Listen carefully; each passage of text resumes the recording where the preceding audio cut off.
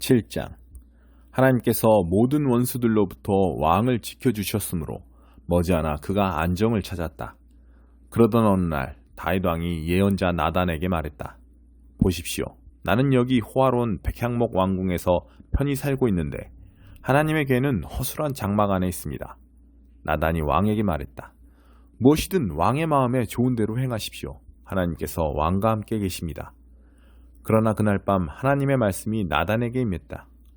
너는 가서 내 종 다윗에게 전하여라. 이 일에 대한 하나님의 말씀이다. 내가 살 집을 내가 짓겠다는 말이냐? 이스라엘 자손을 이집트에서 이끌어내던 날부터 지금까지 나는 한 번도 집에서 산 적이 없다.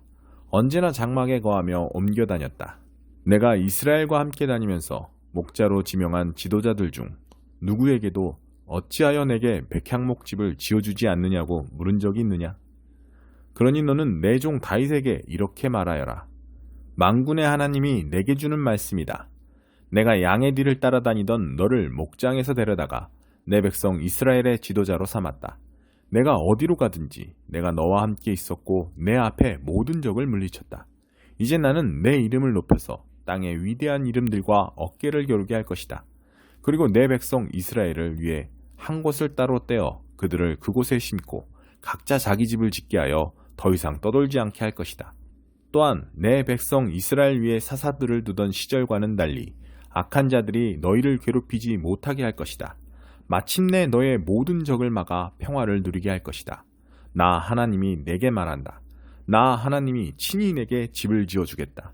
내 일생이 다하여 조상과 함께 묻힐 때 내가 내 자식, 내 몸에서 난 혈육을 일으켜 내 뒤를 잇게 하고 그의 통치를 견고히 세울 것이다. 그가 나를 높여 집을 지을 것이며 나는 그 나라의 통치를 영원히 보장할 것이다. 나는 그에게 아버지가 되고 그는 내게 아들이 될 것이다. 그가 잘못을 저지르면 내가 평소 하던 것처럼 인생의 함정과 장애물로 그를 징계할 것이다. 그러나 앞선 왕 사울에게 그러했던 것처럼 내 자비로운 사랑을 거두는 일은 없을 것이다. 그에게서는 절대로 내 사랑을 거두지 않을 것이다. 내 지방과 내 나라가 영원히 안전할 것이다. 내가 거기서 눈을 떼지 않을 것이다. 내 왕자는 바위처럼 언제나 든든히 그 자리에 있을 것이다. 나단의 환상 중에 보고 들은 모든 것을 다윗에게 빠짐없이 이야기했다. 다윗 왕이 들어가서 하나님 앞에서 기도했다. 내 주 하나님, 제가 누구이며 저의 집안이 무엇이기에 주께서 저를 이 자리에 이르게 하셨습니까? 그러나 앞으로 있을 일에 비하면 이것은 아무것도 아닙니다. 내 주 하나님, 주께서는 제 집안의 먼 앞날에 대하여 말씀하시며 장래일을 엿보게 해주셨습니다. 이 모든 것 앞에서 감히 제가 무슨 말을 할 수 있겠습니까? 주 하나님, 주님은 참으로 위대하십니다. 주님 같은 분이 없습니다. 주님과 같은 하나님이 없습니다. 주님 외에는 하나님이 없습니다. 우리 귀로 들은 그 어떠한 이야기도 주님과 비할 수 없습니다. 누가 이 땅에 하나뿐인 나라, 주의 백성 이스라엘과 같겠습니까? 하나님께서 친히 나서서 당신을 위해 그들을 구해내셨습니다. 그 일로 주의 이름을 널리 알리셨습니다. 그들을 이집트에서 구원하여 내심으로 여러 민족과 그 신들을 사방으로 내쫓으시며 크고 두려운 일을 행하셨습니다. 주께서 자신을 위해 한 백성, 주님 소유의 이스라엘을 영원한 주의 백성으로 세우셨습니다. 그리고 주 하나님께서 그들의 하나님이 되셨습니다. 위대하신 하나님, 저와 제 집안에 주신 이 말씀을 영원히 보장해 주십시오. 약속하신 대로 이루어 주십시오. 그러면 주의 명성이 영원히 높아져 사람들이 만군의 하나님이 이스라엘의 하나님이시다 하고 외칠 것입니다. 그리고 주의 종 다윗의 집은 보살펴 주시는 주의 임재 안에 확실하고 견고하게 남을 것입니다.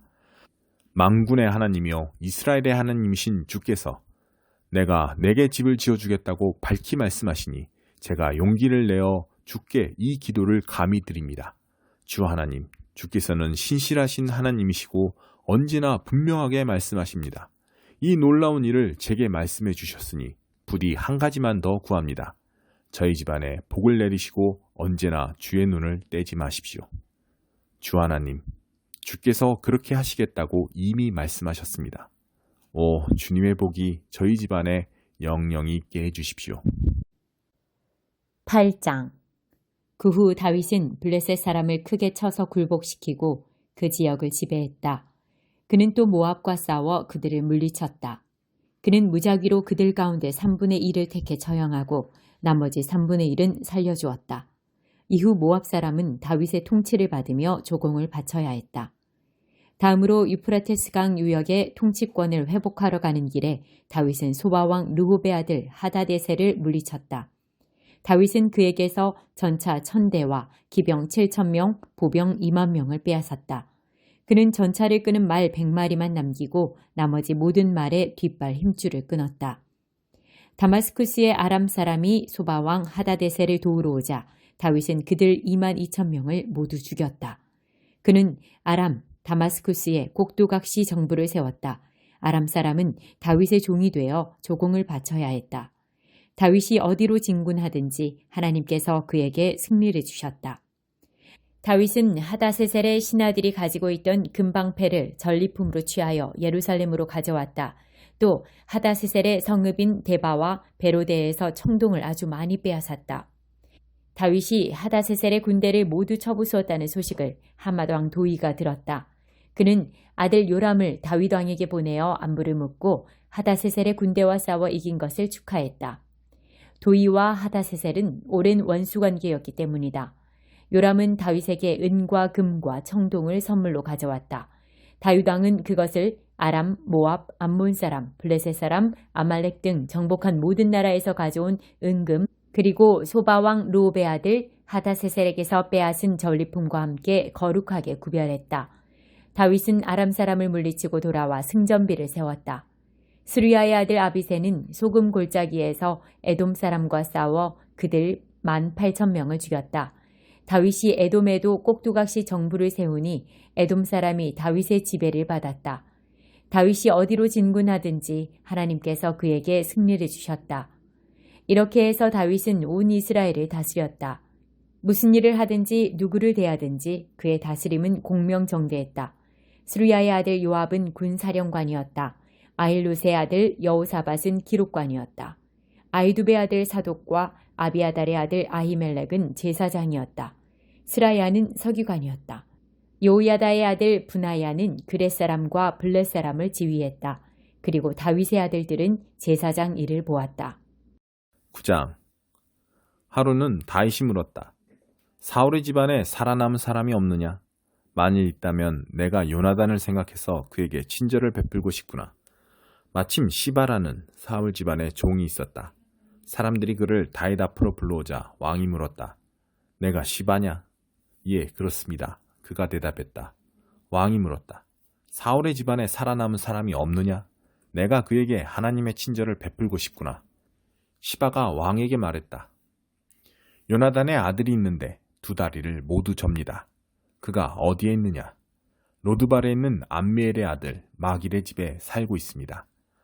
다윗 왕은 한시도 지체하지 않고 사람을 보내어 로드발에 있는 암미엘의 아들 마길의 집에서 그를 데려왔다. 사울의 손자요 요나단의 아들인 무비보셋이 다윗 앞에 와서 엎드려 절하고 자신을 낮추며 예를 갖추었다. 다윗이 그의 이름을 불렀다. 그대가 무비보셋인가? 예, 왕이시여. 두려워하지 마라. 다윗이 말했다. 내가 내 아버지 요나단을 기억하여 뭔가 특별한 일을 내게 해주고 싶구나. 우선 내 할아버지 사울의 재산을 모두 너에게 돌려주겠다. 그뿐 아니라 이제부터 너는 항상 내 식탁에서 나와 함께 먹을 것이다. 무비보셋은 다윗을 똑바로 보지도 못한 채 발을 끌며 더듬더듬 말했다. 제가 누구라고 왕께서 길 잃은 개와 같은 제게 관심을 두십니까? 다윗은 곧바로 사울의 아들인 시바를 불러 말했다. 사울과 그 집안에 속한 모든 것을 내가 내 주인의 손자에게 넘겨주었다.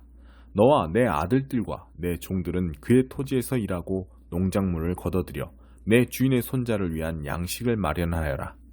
내 주인의 손자 무비보셋은 이제부터 늘 내 식탁에서 먹을 것이다.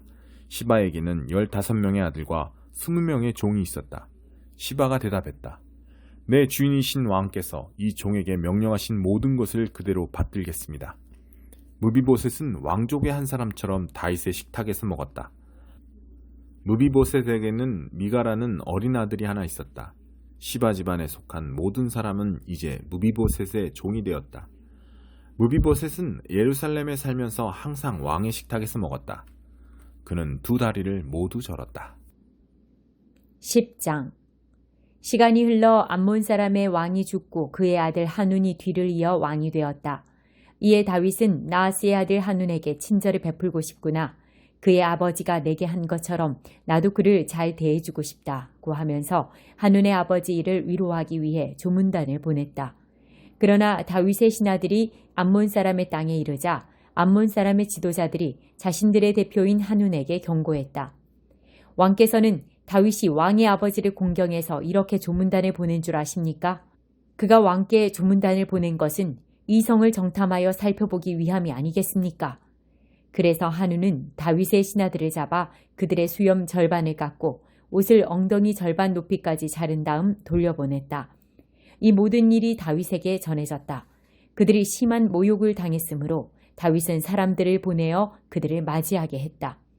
왕은 그대들의 수염이 자랄 때까지 여리고에 있다가 그 후에 돌아오시오 하고 말했다.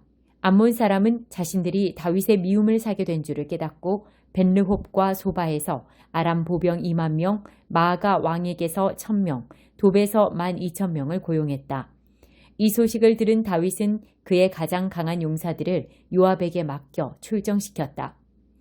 암몬 사람이 나와서 성문 앞에 전투 대형으로 진을 쳤고 소바와 르홉에서 온 아람 사람과 돕 사람과 마아가 사람은 바깥 넓은 들판에 전열을 갖추었다. 요압은 싸워야 할 전선이 앞뒤로 있는 것을 보고 이스라엘의 정예군 중에서 다시 최정예군을 뽑아 아람 사람과 맞서게 배치했다. 나머지 군대는 그의 동생 아비새의 지휘 아래 두어 암몬 사람과 맞서게 배치했다. 그가 말했다. 아람 사람이 나보다 힘이 세면 내가 와서 나를 도와라. 암몬 사람이 너보다 힘이 세면 내가 가서 너를 돕겠다. 용기를 내어라. 우리는 우리 백성과 우리 하나님의 성읍을 위해 온 힘을 다해 싸울 것이다. 무엇이든 필요하다면 하나님께서 친히 행하실 것이다. 그런데 요압과 그의 군사들이 아람 사람과 싸우려고 쳐들어가자 그들이 모두 후퇴하여 도망쳤다. 아람 사람이 목숨을 건지기 위해 도망치는 것을 본 암몬 사람도 아비새를 피해 도망쳐 성 안으로 들어갔다. 그러자 요압은 암몬 사람과의 싸움을 멈추고 예루살렘으로 돌아왔다. 아람 사람은 이스라엘에게 처참히 패한 것을 알고 사태를 수습하고 나서 전열을 재정비했다. 하다세셀은 사람을 보내 요단강 건너편에 있는 아람 사람을 불렀다. 그들은 헬람으로 왔고 하다세셀의 군사령관 소박의 지휘 아래 움직였다. 이 모든 일이 다윗에게 보고되었다. 다윗은 이스라엘 군대를 소집하여 요단강을 건너 헬람으로 진군했다. 아람 사람은 다윗과 맞설 태세로 전투 대형을 취했고 이내 전투가 시작되었다. 그러나 그들은 이번에도 이스라엘 앞에서 흩어져 도망쳤다. 다윗은 전차병 700명과 기병 4만 명을 죽였다. 또한 군사령관 소박에게 치명상을 입혀 결국 소박은 전쟁터에서 죽었다. 하다세셀을 섬기던 모든 왕이 자신들의 패배를 인정하고 이스라엘과 화친하여 이스라엘을 섬겼다. 아람 사람은 이스라엘이 두려워 다시는 암몬 사람을 돕지 않았다.